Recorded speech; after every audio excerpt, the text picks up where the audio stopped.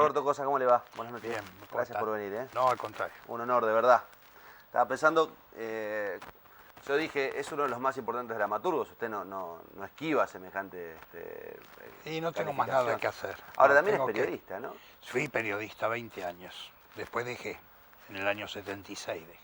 Pero de todas maneras, cada tanto me hago alguna nota, algunas cosas así. Sí, sí, es Periodismo habitual. es un hermoso, hermoso oficio.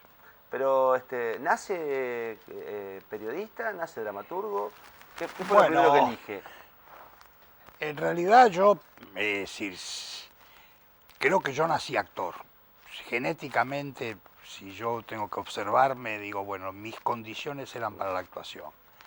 Lo que pasa es que también me gustaba escribir y era un poco cobarde con el escenario.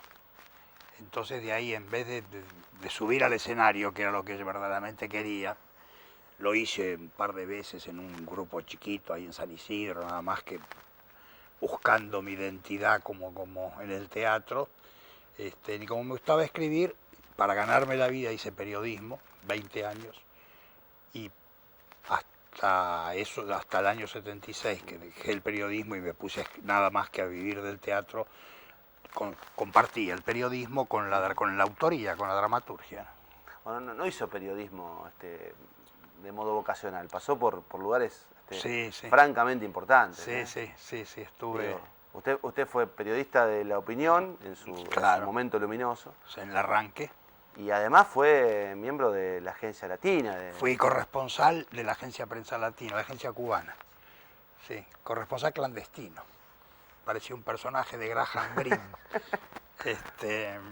Porque claro, la habían cerrado, la agencia, cuando yo entré, al poco tiempo la cerraron, la clausuraron, aquellos gobiernos dictatoriales, y bueno, yo me desempeñaba como un periodista que no podía decir que era de Prensa Latina. Después ya, insisto, en el año 70, después dejé la agencia para escribir teatro, pensando que era cierto que con la agencia yo no podía escribir. Me puse a trabajar en el teatro, pero no iba bien, entonces ahí entré en La Opinión, en el año 71. Entré el tercer día de salido a La Opinión, entré en La Opinión. Y después terminé en El Cronista Comercial, que era un diario esquizofrénico, pero un diario que llegaba a los mercados y tenía posturas de izquierda, entonces era una cosa muy loca. Y después dejé ¿En el periodismo. 76? En el 76, cuando el diario se vendió, vino el golpe, la dictadura, y yo no sabía qué hacer con mi vida. Y me acogí a la indemnización, que esa época era buena, era una buena indemnización, y me puse a escribir. Y escribí La Nona, una obra que después me reeditó los derechos como para seguir viviendo un tiempo, ¿no? Después, bueno, vinieron otras obras y... Ya vamos a hablar de la obra, porque hay obras definitivamente emblemáticas del teatro y del cine argentino, escritas por usted. De todas maneras, quiero volver a San Isidro y aquella decisión de ser actor, o esa sensación que recién expresaba de ser actor. ¿Cómo se vincula con el teatro? ¿Qué había en la casa de sus padres? Bueno, yo tenía, sí, en principio yo tenía una parte de mi familia, la que lleva mi apellido, los Cosa, eran gente de teatro, eran actores, directores, un tío mío, eran dos tíos que eran gente, pero mirá, mi abuelo también había hecho teatro filodramático, como decía en aquella época. Pero tuve dos tíos que eran profesionales, uno de ellos fue director de radio, estuvo muy cerca de la estructura peronista de radiodifusión, y entonces él trabajaba mucho en la radio.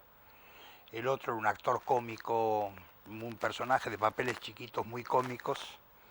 A los más veteranos se pueden acordar de un sketch que hacía con Juan Carlos Mareco, que terminaba con "el azul quedó", frase que se incorporó al léxico argentino durante mucho tiempo, ¿no?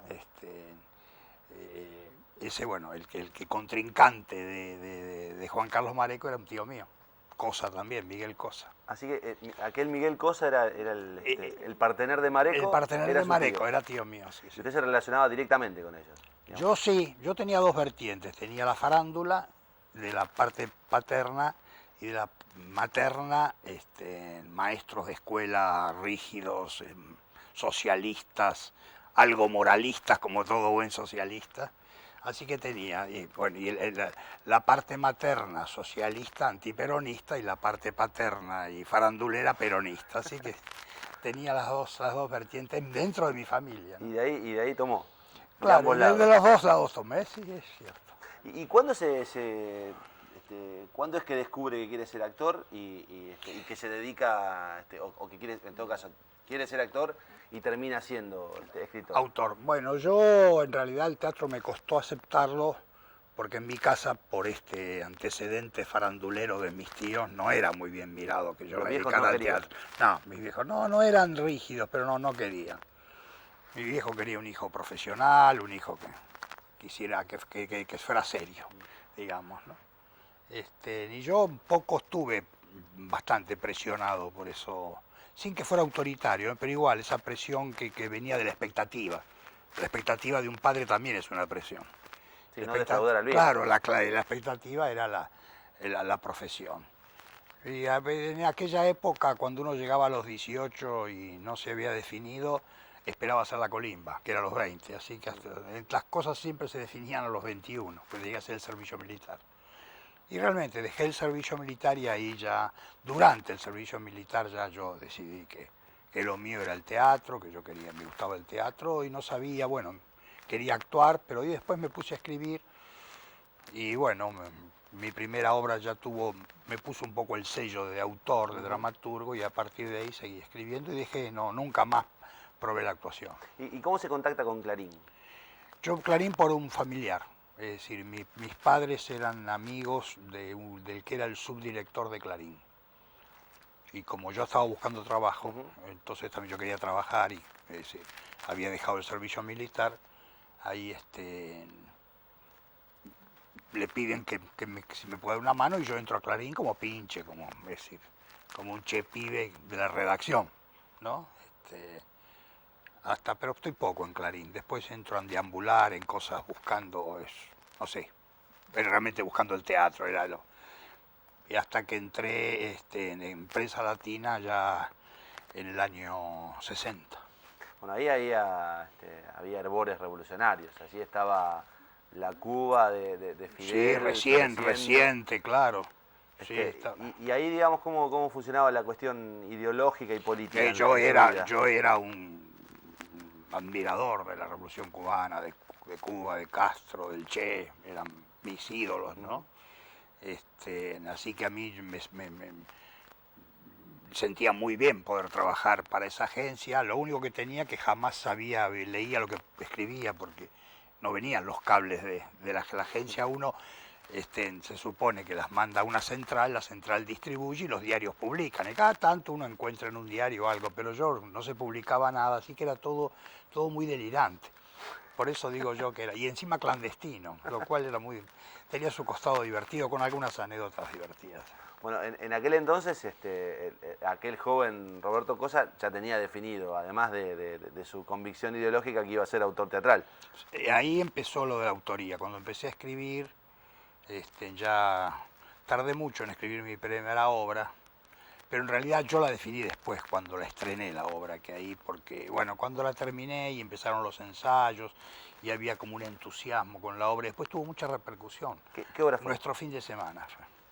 Una obra que en Buenos Aires en esa época hubo 3 o 4 obras de autores argentinos. Una, El Reñidero, que estaba justamente una hermosa obra que está en el festival, Requiem para un viernes a la noche de Germán Rosenmacher, y Nuestro fin de semana fue como una especie de pequeño boom del teatro independiente en ese momento. Y ya a partir de ahí, bueno, yo quise seguir escribiendo, pero me costó llegar a la decisión de decir, no, soy un autor, tengo que vivir de lo mío, puedo de acuerdo como uno quiera vivir, pero yo podía seguir trabajando y estrenando, entonces bueno, ahí fue cuando corté las amarras con el periodismo. Hermosa cosa, pero me llevaba mucho tiempo. Son dos cosas muy difíciles de hacer, juntas. ¿Qué hizo en el periodismo? De todo, un poco de todo. ¿Qué recuerda con afecto? ¿Qué le gustaba hacer? A mí lo que más me gustó fue la agencia, porque en la agencia primero tocaba muchos temas, pero aparte, al escribirlos para el exterior, uno le daba siempre el contexto. Es decir, uno terminaba siempre hablando del contexto, de la situación política, entonces eso le daba como una riqueza. Y uno sentía que le estaba explicando al mundo qué era lo que pasaba, un hecho que pasaba en este país en ese momento, ¿no? Es muy linda, la agencia es muy linda. Lo que le falta es eso, no verse como uno, cuando uno trabaja en un diario, al día siguiente abre el diario y tiene su nota ahí, ¿no? Después lo que más siempre me gustó fueron notas, pero no había, en la opinión tuve alguna oportunidad de hacer esas notas que se llaman de color, no sé si se siguen diciendo de color, que es eso, salir en algún lugar y tomar las costumbres, o si uno le puede poner un poquito de humor, eso me gustaba. O porque es el trabajo previo del autor teatral Claro. también, Sí, ¿no? sí, lo que es una mirada parecida, ¿sí? Bueno, en la agencia me imagino que lo conoció a Rodolfo Walsh y que... A Rodolfo Bueno no lo conocí dentro de la agencia, yo lo conocí bastante, pero fuera. Yo estuve muchas veces con él, éramos con él y con Piri Lugones, su mujer también desaparecida. Pero no dentro, porque cuando yo entré en la agencia, ellos ya me parece que ya no estaban más en la agencia, o sea, ya hacían una colaboración o estaban en Cuba, podía ser las tres posibilidades, pero yo no lo veía en la agencia. Igual que a Massetti o a esos, ni a García Márquez, Claro, estaba Gabo García Márquez, claro, Massetti. sí, claro, no, ninguno de ellos, seguramente porque cada uno trabajaba en su país, y yo a Cuba recién fui en el año 66, y no por la agencia, fui de jurado de teatro al premio Casa de América. Su obra más emblemática es La Nona. Sí, absolutamente. Sí. La que lo dispara, ¿no? Sí, la más conocida porque, qué sé yo, es una pieza a un autor argentino, dramaturgo, a cualquier escritor. Le pasa también a los escritores. Roberto Arlt, por ejemplo, que es nuestro gran novelista, no es muy conocido en el mundo. Así que nos cuesta mucho llegar a... Pero La Nona, por ejemplo, hay otras obras también argentinas, ¿no? Pero La Nona lo que tuvo es eso, que como recorrió buena parte del mundo, eso es, a uno le da un poco una satisfacción mayor. Claro, suplementaria, digamos, no solo estrenar una obra acá, sino que se la den afuera, siempre tiene como una gratificación, ¿no? Entonces, bueno, esa obra se ha hecho en todo, no digo en todo el mundo, pero en todo el mundo conocido, sí. La Nona es aquella vieja glotona que termina devorando a quienes lo rodean. Y hubo tantas interpretaciones sobre La Nona. Sí. Al punto tal de que hoy yo le hacía referencia fuera de aire. Se estrena en el 79. 77. 77. Plena dictadura. Plena dictadura. Se filma en los 80. En los más o menos, sí.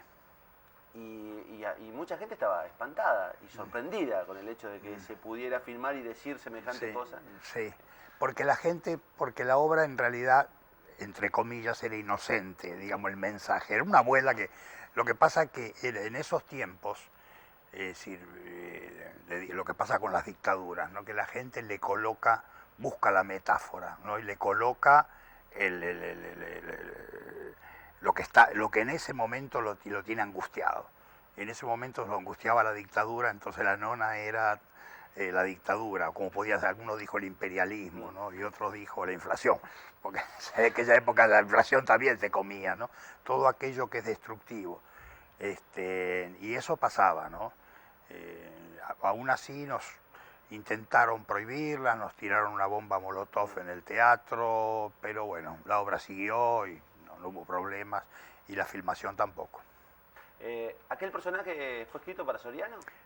En realidad sí, pero la versión, porque todo el mundo, claro, por la película se la adjudica a Soriano, pero el creador teatral de La Nona es Ulises Dumont. ¿Ah, sí? Él fue el que la estrenó. La primera nona arriba del escenario fue Ulises Dumont. Después hizo la película y, bueno, el director eligió a Soriano. ¿Para quién había sido escrita la obra? Porque la obra inicialmente era un libro de televisión en un programa que Pepe Soriano iba a ser siempre el protagónico. Y éramos varios autores que le escribíamos. Y yo hablando con él le dije, no, porque él hacía un viejito, el nono, ese famoso Don Berto que lo hizo. Yo le decía, bueno, vamos a hacer una nona. Y ahí quedó. Y después Pepe en el teatro no la pudo hacer, la hizo Ulises Dumont y Pepe hizo la película. ¿Y Pepe después pudo hacerla en el teatro? No, nunca. En el teatro no la hizo nunca. No, no, siempre fue la película.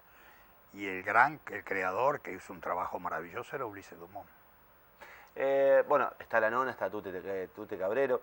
Hoy leía, yo no estaba al tanto, no conozco la obra, no sé si la han repuesto alguna vez, que usted escribió una obra que se llamó El avión negro. Éramos con 3 autores ¿Con más. tal Snick? Somigliana y Rosenmacher. Bueno, aquel avión negro fue algo así como una premonición, ¿no? Fue anterior al regreso de Perón. Bueno, era en el momento, claro, era cuando el tema del país era eso, ¿vuelve Perón o no vuelve? Y nosotros hicimos el avión negro, que era un juego o una historia con la vuelta de Perón. Perón volvía, que en realidad era su fantasma el que volvía, y todo lo que producía su regreso. ¿Y qué pasó con eso, digamos? ¿Qué generó? No generó nada porque me parece que su versión teatral no era muy buena, pero era buena, no era, digamos, me parece que la obra no crecía arriba del escenario con toda la potencialidad.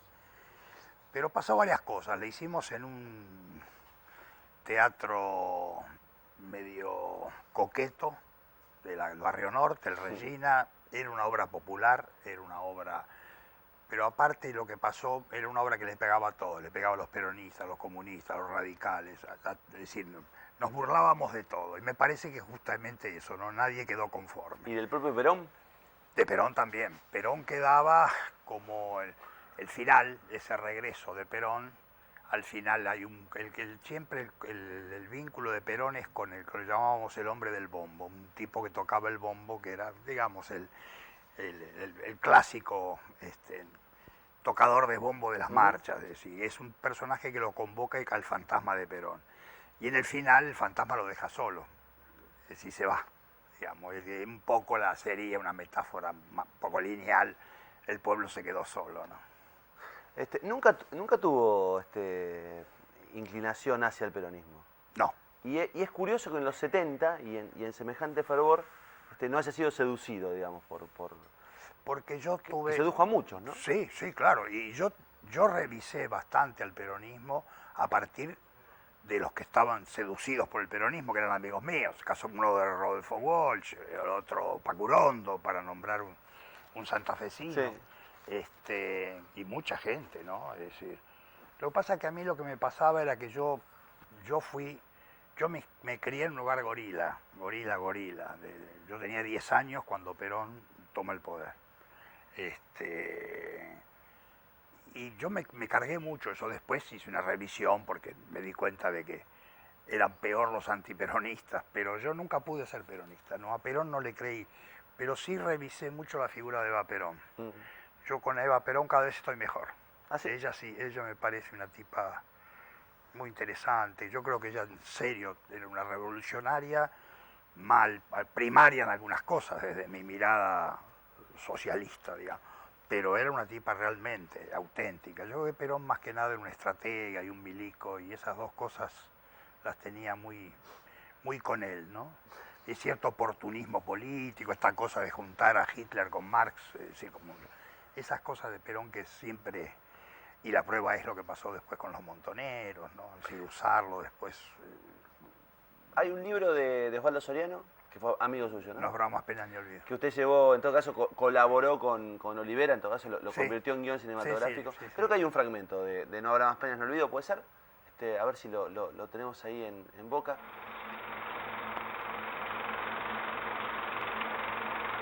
Y me has amado, amar sin que sea pecado.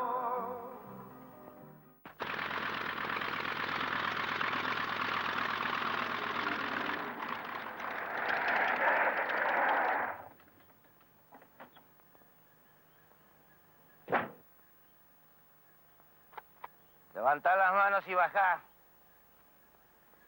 Anda la reputa madre que te parió. Sacalo, petizo.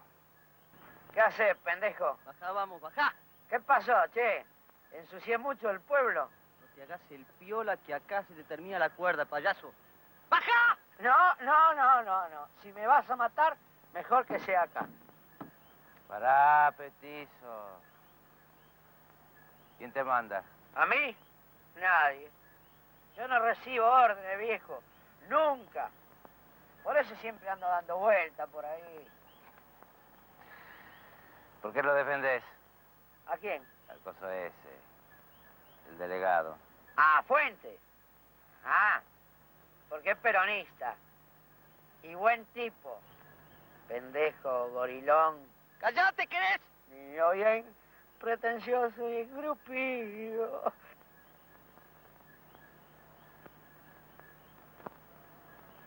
¡Viva Perón! ¡Viva Perón! Dígale a don Ignacio que no afloje. Che, muchachos. Y si alguna vez hablan con Perón, cuéntenle de mí.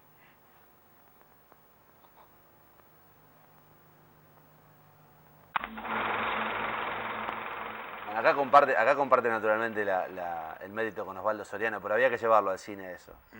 ¿Qué descripción paradigmática del peronismo? Sí, exacto, sí, es una radiografía, ¿no? Sí.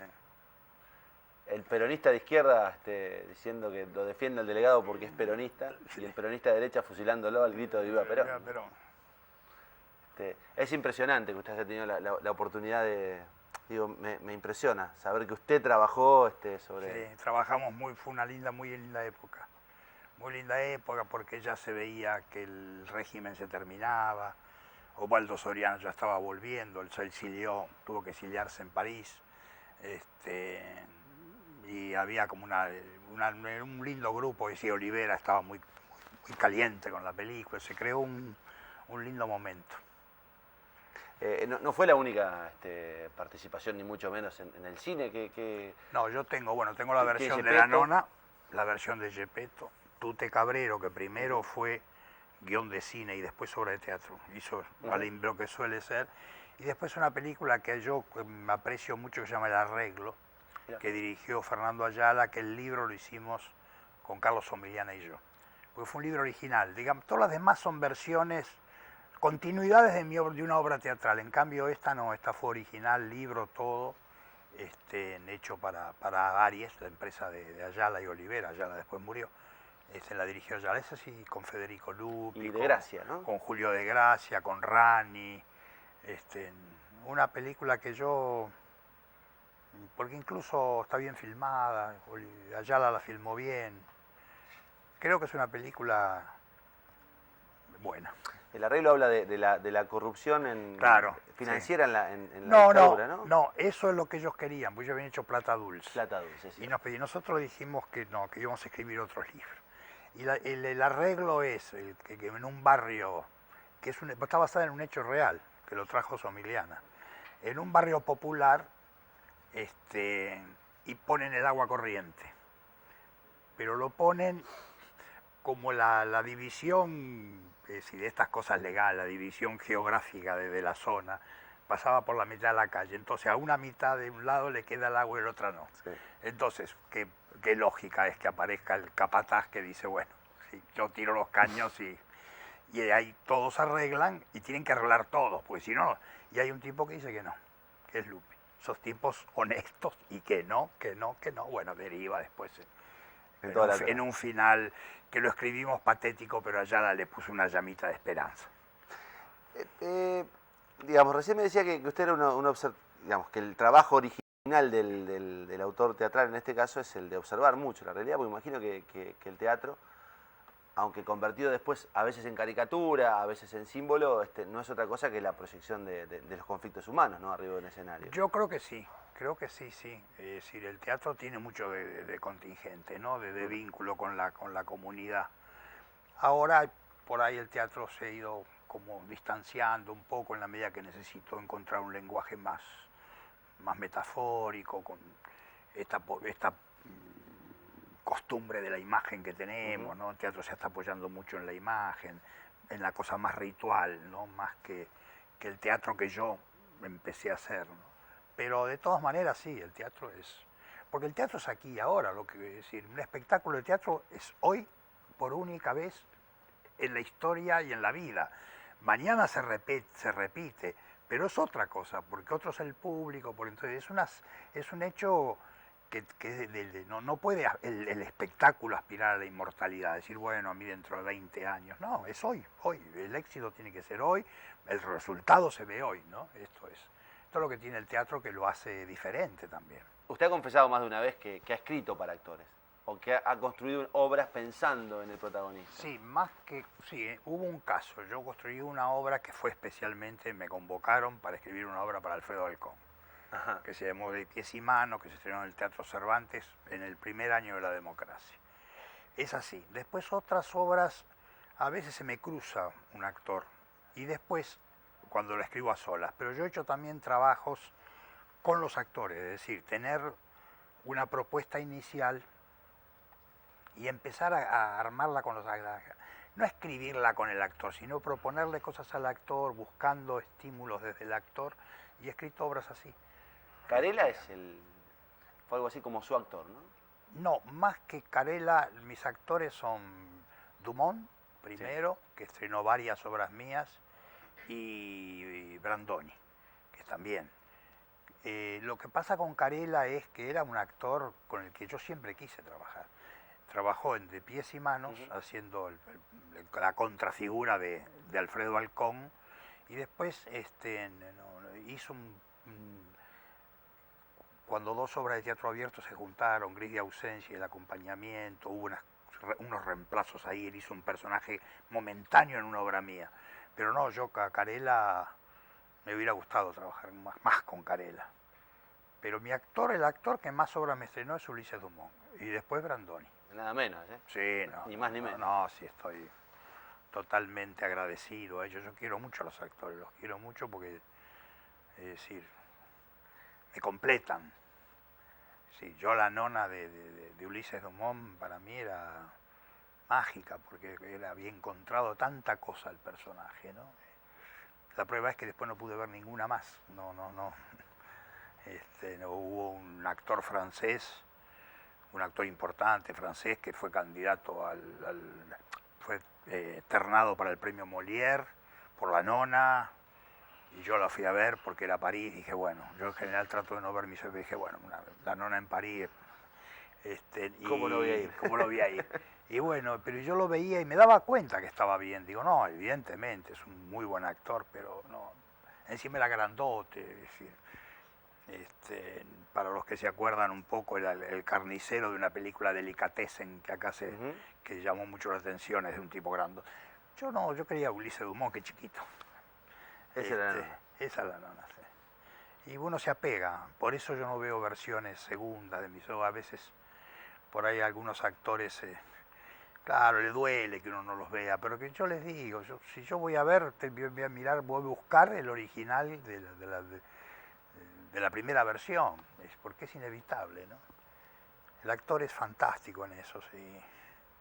Cuando es un buen actor, es realmente marca, ¿no? Te deja una marca con el personaje, insisto, te lo completa. ¿Y cómo se relaciona con su obra, Roberto? ¿Cómo se lleva con ella, digamos? No las veo. ¿No las ve? No la veo, no.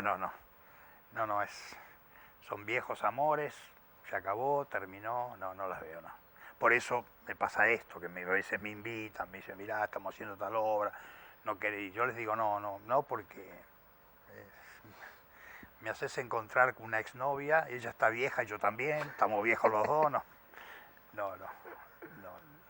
Así que no la... Gepetto, No. por ejemplo, cuando No. Gepetto... vio el estreno, cuando Mono. Sí, no. Yo veo hasta el ensayo general. Después, el día del estreno, estoy rodeando. Lo que pasa es que el día del estreno no se pone nervioso. Y a veces, de pronto, entro, si es una sala que se puede, entrar un ratito, pero no, ya después, no. Sí, he tenido que verla a veces, sobre todo en el exterior, porque, bueno, te invitan, te dicen, venga, y tenés que ver la obra, no puedes hacerte el difícil. Pero no, trato de no verlas, porque le veo todos los defectos. ¿Qué obra suya, no le voy a preguntar cuál fue su mejor obra a su gusto, pero qué obra suya colmó sus expectativas y cuando vio las críticas dijo, estos tipos entendieron lo que yo quise escribir? ¿Y qué le pasó al revés? Digamos, que tenía sobradas expectativas sobre una obra y nunca encontró repercusión. Sobradas expectativas, no sé si sobradas, pero expectativas tenía sobre mi prácticamente penúltima obra, que se llamó Pingüinos, y cuando todavía Kirchner no era presidente, no era una alusión política. Hoy estaría prohibido. Hoy sí, o al revés, o premiada. Y esa obra fue una experiencia muy larga, de mucho trabajo y con mucha expectativa, porque había muy buena onda que hicimos con 3 actores conocidos, es decir, sobre todo 2, fue Pablo Rago, Valentina Bassi y Claudio Dapasano, que estuvo trabajando en el festival acá. Y no pasó nada con nada, no solo con el público, no pasó nada con el medio, generalmente a veces pasa eso, que decís, bueno, esta obra el público no la entendió, cosa que suele ser una trampa, pero bueno, por lo menos una trampa. Acá no le gustó a nadie, fue un fracaso. Yo la acabo de editar porque dije, de todas maneras, como me están editando las obras completas, dije, de todas maneras yo la obra la defiendo. Esa fue. Y lo de poca expectativa, En este caso fue... empezando por la primera, ¿no? Porque yo era nadie. Nadie me conocía, nadie, ni siquiera venía del medio tan teatral. Me gustaba el teatro, pero no...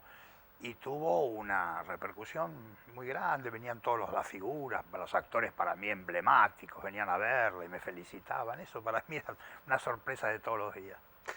Roberto está cosechando muchos reconocimientos, de hecho en un rato va a recibir el huésped de honor de la Universidad del Litoral.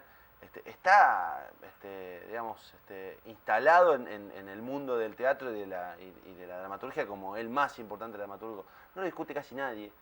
Estoy viejo, lo que pasa es que empiezan ya acá, me están empezando a despedir. Hace poco Fontana Rosa sentado ahí me decía, hay que Sí, empezar a peligroso. preocuparse en eso. Sí, cuando vienen tantos, cuando es uno no, pero cuando vienen tantos, dices, esto que están pensando, y bueno, antes que se vaya, pero no, es muy grato, realmente es muy grato. Esta es una pregunta banal, pero no quiero dejar de hacérsela. Hace algunos años en un programa humorístico, los muchachos de Todo por 2 pesos inventaron un personaje que era Tito Cosa. Ah, sí. Nunca supe por qué, porque yo ni los conocía, nada. Un día me dijeron, me llama, creo que, ¿quién me llamó? Un actor que trabajó mucho, se llamaba Cacho Espíndola, que después murió. Me llama indignado, él estaba indignado. Pero mirá lo que están haciendo. Y yo puse el televisor y veo que, pero a mí me divertía, digo, porque un tipo... Que sea agente de la CIDE, tonto, bueno, yo supongo que lo están tomando como contra, se están haciendo humor, no va en serio. Entonces después yo no lo veía el programa, pero me divertía porque cada tanto me contaban del personaje. El otro Tito Cosa. El otro Tito Cosa. Se ve que les hizo gracia, no sé, el nombre o no sé, vaya a saber. Porque algo dijeron en un reportaje que era conmigo la cosa, pero... Pero nunca lo sintió como una agresión, no, una burla. para nada, no, para nada, porque si hubieran dicho un autor de teatro ya, pero era un agente de la CIDE realmente, yo, decir, de eso no, agente de la CIDE no. Sí, yo me divertía, pero no lo veía, pero me divertía sabiendo que estaba, no había ningún problema. Roberto, hoy a la mañana lo escuchaba en una entrevista radial decir que hay una línea divisoria entre el autor teatral y el escritor. Sí. ¿Usted se siente escritor igualmente? ¿Hoy se siente escritor? Es una palabra. Uno es un escritor, pero el vínculo con el consumidor, digamos, parece una palabra horrible, pero es la que se me ocurre, no pasa por la escritura. Nadie lee teatro. A uno no lo leen, lo ven a través de los actores. Entonces es un escritor a medias, ¿no? Yo siempre digo, y lo digo en todas charlas, el escribir teatro es antinatural, porque nadie escribe una partitura que te la tiene que completar otro, ¿no es cierto? Es decir, el escritor es el tipo que es dueño de todo, que lo que él escribe a lo sumo se encuaderna y le llega igual exactamente. Nosotros no sabemos que después a dónde va esa arcilla que entregamos, ¿no? Después queda la edición, algunos, muy pocos leen, entonces bueno, ahí sí, digamos que es uno con el lector. Pero como nosotros no llegamos al lector, sino al espectador, inevitablemente somos escritores, yo no sé si a media, distintos, pero no somos el clásico escritor. La prueba es, aunque la Academia Sueca me acaba de desmentir porque le dio el premio Nobel a Harold Pinter, Ni más ni menos. que nos echaron de la literatura, es decir, salvo la Academia Sueca. Pero no, nosotros, nadie figura si vos, es decir, haces una compulsa de escritores, es decir, no, nosotros no figuramos, los autores de la nunca figuramos. Pero bueno, es decir, como yo digo, subestimado. como yo digo, no, pero también me gusta, porque yo he descubierto que, y yo pongo este símil, esto creo que lo voy a decir hoy, ¿no? El Quijote, hace 400 años escribió el primer lector del Quijote, al de hoy transita la misma aventura, es exactamente toda la misma aventura. Y es un libro genial. Cuántos libros quedan en el camino, ¿no? Pero bueno, ese es un libro genial. Romeo y Julieta, leer no la lee nadie, pero todo el tiempo, ahora, porque yo digo, ¿quién lee el Quijote? ¿No es cierto? ¿Quién lo lee? Hoy, leerlo por placer. Es decir, se lee porque te lo mandan en la escuela, lo leen los escritores, las minorías. De letras. Claro, de letras, pero Romeo y Julieta la ve todo el mundo, es popular, en versiones. Entonces yo digo que nosotros somos donadores, donamos los órganos, ¿no? Y reaparecemos así, pero está la obra, está mucho. Entonces digo, bueno, en definitiva, estamos vivos, ¿no? Es decir, estamos vivos los autores que si digo el caso de la dramaturgia, ¿no? Como sería el caso de Shakespeare. Bueno, el premio a Harold Pinter me parece que los reconcilia, ¿no? Sí, sí, claro, sí, me produjo mucha alegría, porque creo que la Academia Sueca, yo creo, ya se lo había dado a Darío Fo, pero Darío Fo, pues medio actor, no sé, ahí, pero el caso de Pinter, sí, claramente es una reivindicación de la dramaturgia como escritura, como hecho literario. Bueno, Pinter es un dramaturgo progresista. Ahora estoy pensando, no sé si hay teatro reaccionario, no sé si hay arte reaccionario. No, si hay arte reaccionario, claro, a veces lo utilizan, ¿no? Como el pobre Wagner, que lo usaron para estimular a las hordas nazis, pero no, yo creo que no hay, porque el arte de última, si echa una mirada profunda, y aunque sea crítica, desesperada, pero siempre es positivo, ¿no? Siempre es una búsqueda de la verdad, en algunos casos, o de la belleza, pero no, es cierto. Yo le hablaba recién a Roberto Cosa, fuera de aire, del teatro abierto. El teatro abierto fue una de las expresiones de resistencia previo a la caída de la dictadura más impresionante que hizo. Yo creo que sí. La cultura argentina. Lo fue, sí. ¿Se juntaron ahí? Sí, no nos juntamos para resistir, sí, para resistir si quiero, no nos juntamos para provocar lo que fue. Simplemente nació de los autores, porque los autores estábamos prohibidos en todas las salas oficiales, estábamos prohibidos, hasta nos habían sacado de las cátedras de las escuelas. Entonces llegó un momento que había como una especie de hartazgo, y dijimos, sobre todo por una iniciativa de Dragún, que era un poco más loco que todos, que dijo, no, salgamos todos, salgamos 21 autores, 3 por día, obras breves, a las 6 de la tarde, pero no va a ir nadie, pero vamos a demostrar que estamos ahí. Y resulta que apenas arrancamos, primero los directores, cada obra un director, actores diferentes, todos aceptaron, desde la plana mayor a los estudiantes, y se produjo allí una especie de fenómeno a las 6 de la tarde que reventaba la sala, nos la quemaron, con un atentado, y tuvimos todo lo que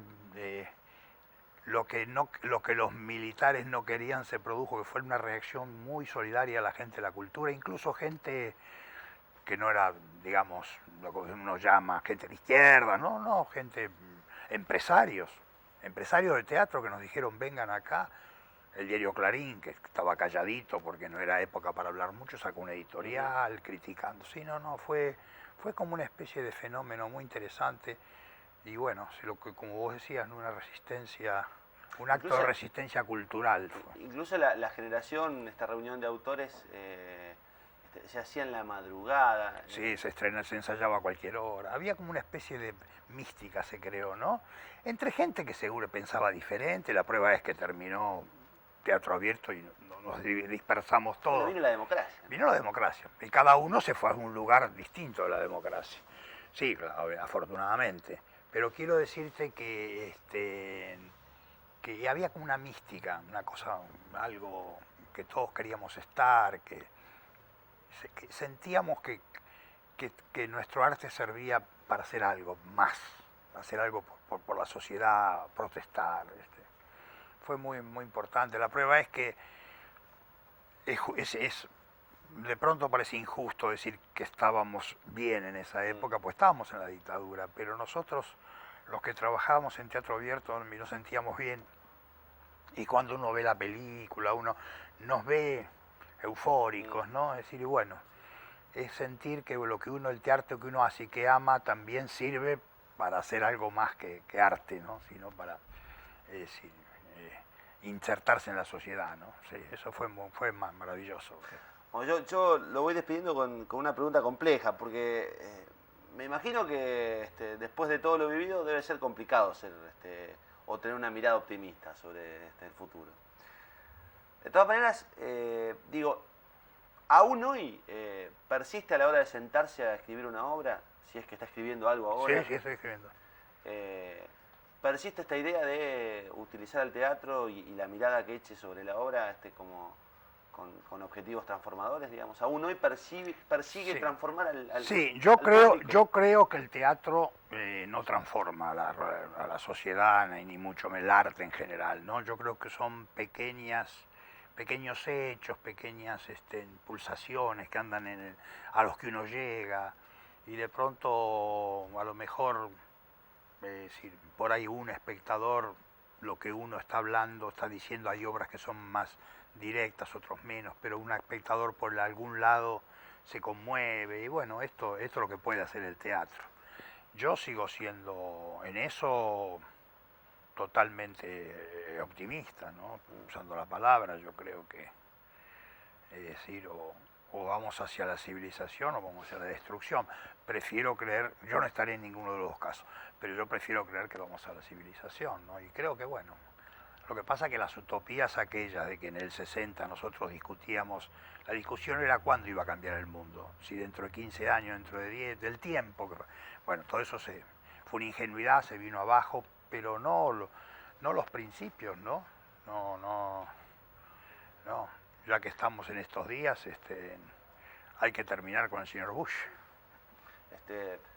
Deberíamos estar todos ahí, ¿no? Sí, en sí. el tren blanco. En el tren.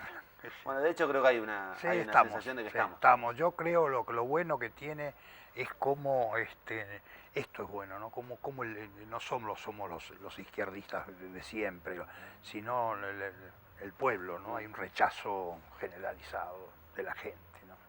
Roberto, 1.000.000 de gracias por venir. Nosotros a cada invitado que pasa por entrevista le obsequiamos un trabajo que hace un artista plástico local, se llama Nicolás Rosenfeld. Mientras conversábamos estuvo trabajando en cuero, Ay, pero quemando su rostro. Y yo no me peiné. Y bueno, pero no salió despeinado, Ah, Roberto. muy bueno. A ver si lo puede mostrar a cámara. Muy bueno. Que Nicolás Rosenfeld estuvo quemando Acá el rostro de Roberto Cosa mientras Ya, conversábamos. ya ven cómo... ¿Eh? Muy bien, qué bueno que Faltaron me los lentes, llevo. Nico. Muy bueno. Roberto, Muchas muchísimas gracias. Muchas gracias.